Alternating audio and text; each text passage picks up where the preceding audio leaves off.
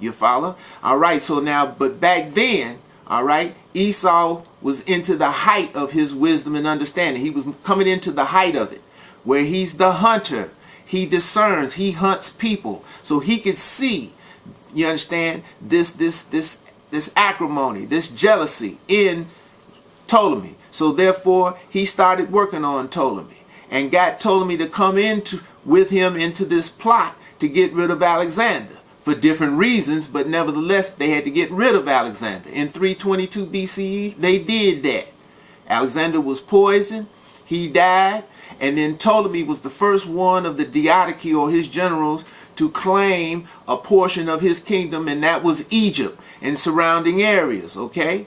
And that's the prophecy, that 4 of these generals would rise up. His kingdom would be split into 4 sections, and 2 of these generals would be stronger than the other 2. The 2 strongest ones, and that's what the book is dealing with, and that's what we're dealing with, was Ptolemy in Egypt in 320 BCE, and then later on in 283 BCE, Antiochus Seleucus set up his dynasty in Syria. The king of the north in Syria, the king of the south in Egypt. Okay, now that's Ptolemy's in Egypt, as the Seleucids up in Syria.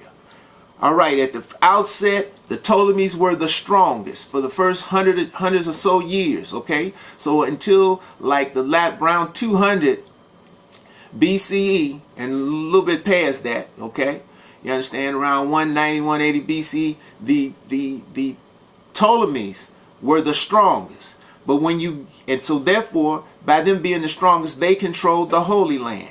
And that's where you go into this history here, and you start to see that these different books, these apocryphal books, the Septuagint in 280 BCE, you understand, under Ptolemy Philadelphus, the son of Ptolemy Soter. That's when they went in and started to translate this book of remembrance into Greek.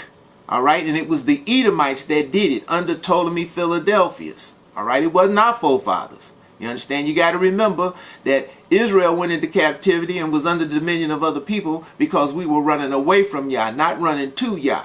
All right? Now, the descendants of Esau, as I started this show out with, chapter 11, verse 14, Daniel. In these days, these times, the robbers of thy people shall exalt themselves to establish the vision. Okay? And this is when we see the descendants of Esau coming into view. You follow me? Starting calling themselves Israel themselves, as it tells you in history, Jews. That's the key word, Jews, okay? When you see that historically, it's not talking about Israel. It's talking about the descendants of Esau, the Maccabees, Edomites, all right? Not Israel, Edomites.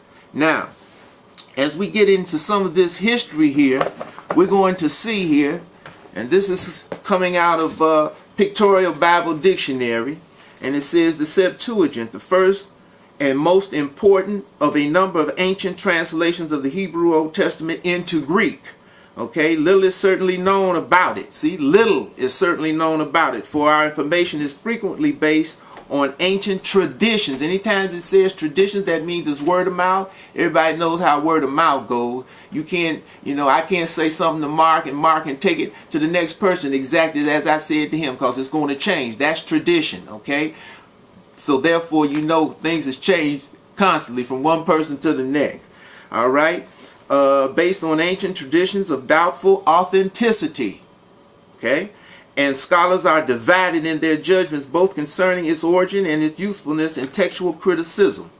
Okay? So it says, you understand, what is the truth of this story? It is generally agreed that the Pentateuch, the law, was translated from Hebrew into Greek in Egypt at about the time of Ptolemy II, that's Ptolemy Philadelphus, around 280 BC, they say here.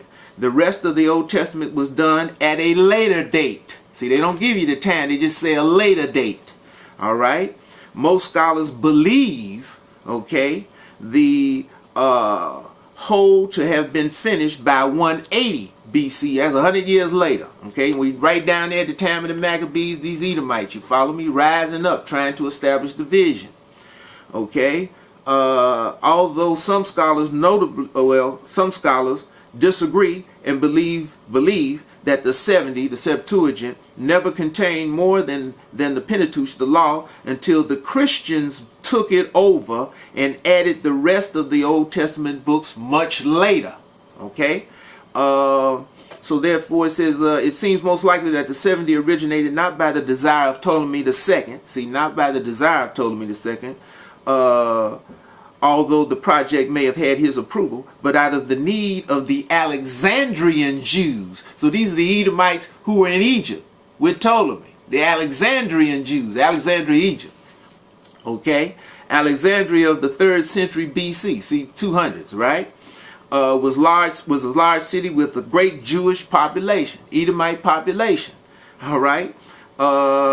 It says these Jews were Greek speaking, having long since forgotten their own language. Now remember now, you understand, in the Medo-Persian situation, when they had to flee, the Edomites had to flee because the death knell had fell upon their head, the same death knell they tried to exterminate the children of Israel with. They fled over into Grecia, the ones that were able. And so now, what does it say here? Who had long since forgotten their language, because they had been over in Grecia.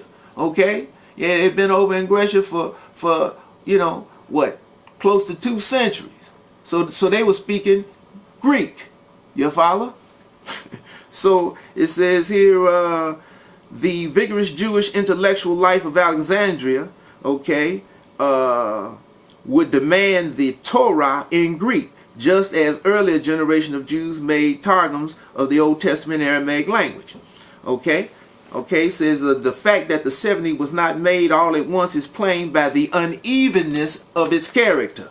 Okay, so they can see that from the textual, you understand, content. It wasn't even.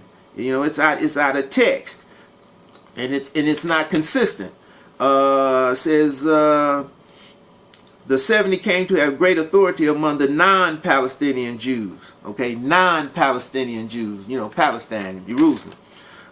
Says its use in the synagogues of the diaspora made it one of the most important missionary aids. Okay, okay. See, these are the Edomites, you understand, in dealing with it. Then it says here, the early Christian church built largely on converts from the synagogues of the Greek-speaking world took over the 70 as their Bible. Their use of it to prove to the Jews that Jesus was the Messiah caused a change in Jews' attitude towards it.